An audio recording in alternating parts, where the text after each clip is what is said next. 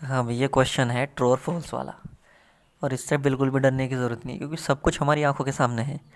अगर कोई हमारी आंखों के सामने लिख दे कि ए फॉर एप्पल है, और बाद में हमसे पूछे कि बताओ ए फॉर क्या, तो तुम क्या कहोगे? एप्पल। तो मतलब ऐसे ही सवाल है। The value of 10 is always less than 1, बताओ ट्रू है या फॉल्स। तुम्हें एक टेबल दी थी हमने, जिंदा एक टेबल बनवाई थी तुमसे, और याद भी नहीं करवाई थी वो हमने तुमसे। साइन थीटा,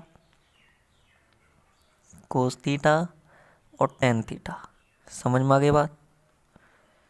हमने लिए थे angle 0 degree, 30 degree, 45 degree, 60 degree और 90 डिग्री। ठीक है, और हमने इनकी वैल्यू लिख दी थी 0 की 0, इसकी 1/2, इसकी 1/√2, √3/2 और 90 की लिखी थी 1। ठीक है, मैंने बोला था पहली वाली इसकी वैल्यू याद कर लो बस। और बाकी कोस थीटा की वैल्यू लिख लोगे तो उसका उल्टा लिख दो, 1 को इधर लिख दो, √3/2 को यहाँ पे लिख दो, 1/√2 को यहाँ लिख दो, 1/2 को यहाँ लिख दो और इसको यहाँ लिख दो। और टेन थीटा क्या होता है? Sine theta upon cos theta. यानी कि साइन थीटा को कोस थीटा से भाग दोगे, 0 को 1 से भाग दो तो 0 आएगा। 1/2 को √3/2 से भाग दोगे तो क्या आएगा? 1/√3। 1/2 इससे भाग दोगे तो 1 आएगा, इससे दोगे तो √3, और 1/0 इन्फिनिटी, यानी कि नॉट डिफाइन। अब देखो, यहाँ से सब कुछ मिल जाएगा तुम्हें। साइन थीटा की वैल्यू जो है वो 0 से 1 तक के बीच है सिर्फ, ना तो 1 से आगे गई ना 0 से कम गई। अब टेन थीटा की वैल्यू 0 से शुरू हुई, 0 भी है, 1/√3 1 भी थी, ये देखो। और √3 की वैल्यू क्या होती है? 1.732, यानी कि 1 से ज़्यादा भी है। ठीक है, इन्फिनिटी तक जा रही है तो बहुत है। तो आज पहला वाला क्वेश्चन क्या कि the value of tan theta is always less than 1, क्या ऐसा है? लेकिन वैल्यू टेन थीटा की वैल्यू तो 1 भी है और 1 से ऊपर भी है। तो ये वाला क्वेश्चन क्या हो गया? फॉल्स। इसका मतलब ये हो गया फॉल्स। अब आ जाओ, sec a बराबर 12/5 for some value of angle A. ठीक है, sec a तो है, यहाँ हमें cos थीटा का पता है। sec थीटा क्या होता है? cos थीटा का उल्टा। तो sec थीटा की जो वैल्यूज़ होंगी सब इसकी उल्टी हो जाएंगी। ठीक है, लिख के देख लो, यहाँ को लिखो sec थीटा। ठीक है, ऐसे लाइन खींच दो, ऐसे ऐसे ऐसे। cos थीटा क्या है? 1, 1 का उल्टा 1। cos थीटा √3/2, तो इसका उल्टा 2/√3। cos थीटा 1/√2, तो ये हो जाएगा √2।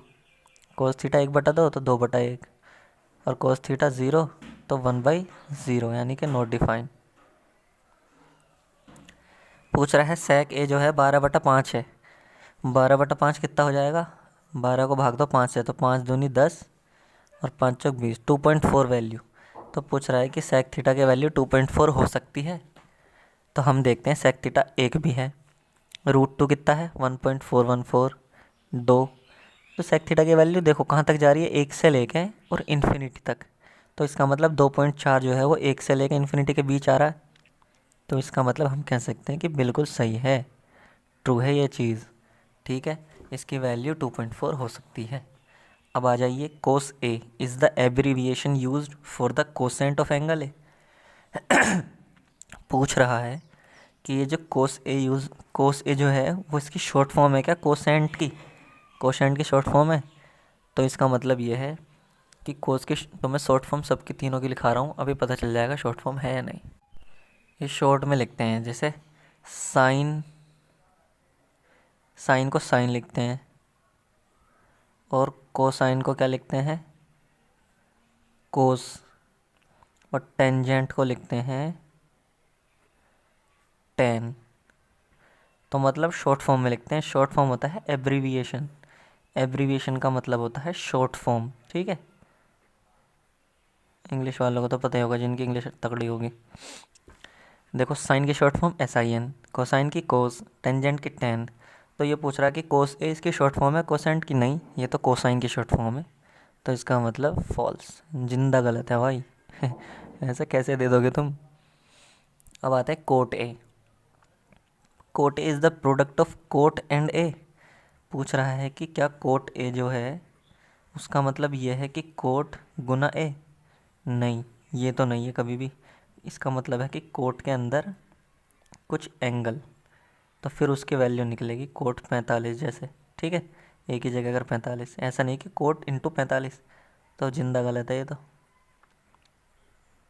Sign theta is equals to 4/3, 4/3 की वैल्यू निकालो। 3 3, 3 3 1.33, एक से ऊपर है।